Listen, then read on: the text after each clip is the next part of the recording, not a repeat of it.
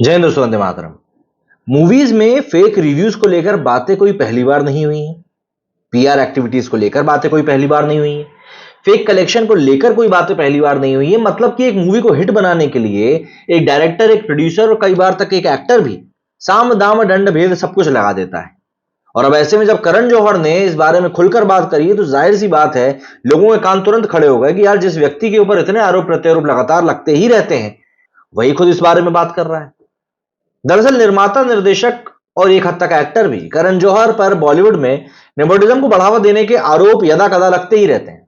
अगर आप उनके हाल ही के करण कॉफी विद करण के कुछ शोज देखेंगे तब आपको समझ में भी आएगा कि अब तो इसको लेकर उन्होंने विक्टिम कार्ड भी खेलना शुरू कर दिया है। उन्होंने ये बात कबूल करी है कि फिल्मों को फ्लॉप होने से बचाने के लिए वो खुद फेक रिव्यूज भी करवाते हैं।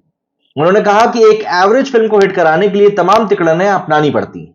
इसके लिए फर्जी तरीके से रिव्यू और पब्लिसिटी स्टंट का रास्ता भी चुनना पड़ता है। साथ ही करण जौहर ने यह भी कहा कि इसमें कुछ गलत भी नहीं है।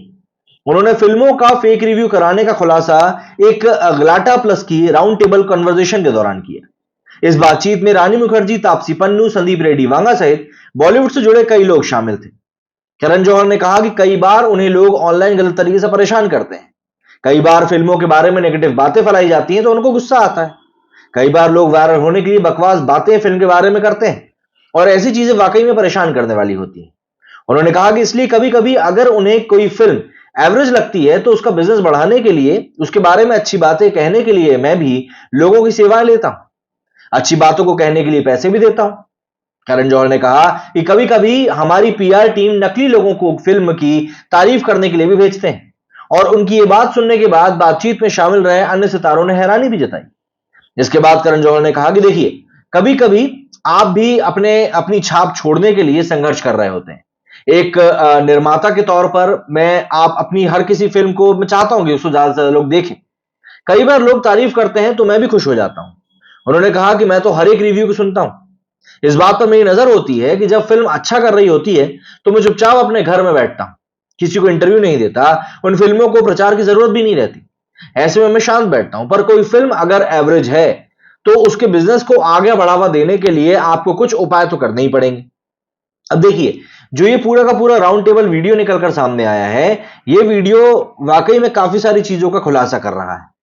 राउंड टेबल बातचीत में करण जौहर ने कहा था कि अगर आप ध्यान दें तो जो लोग सिनेमाघरों के बाहर वोक्स पॉप कहते हैं ना, जो मीडिया से बात करते हैं, वे चाहते हैं कि वो ऐसी बातें कहें कि उनकी बातें सोशल मीडिया पर वायरल हो जाएं, उन्हें पब्लिसिटी मिले और इसीलिए वो और भी ज्यादा जोर शोर से रिएक्शन देते हैं।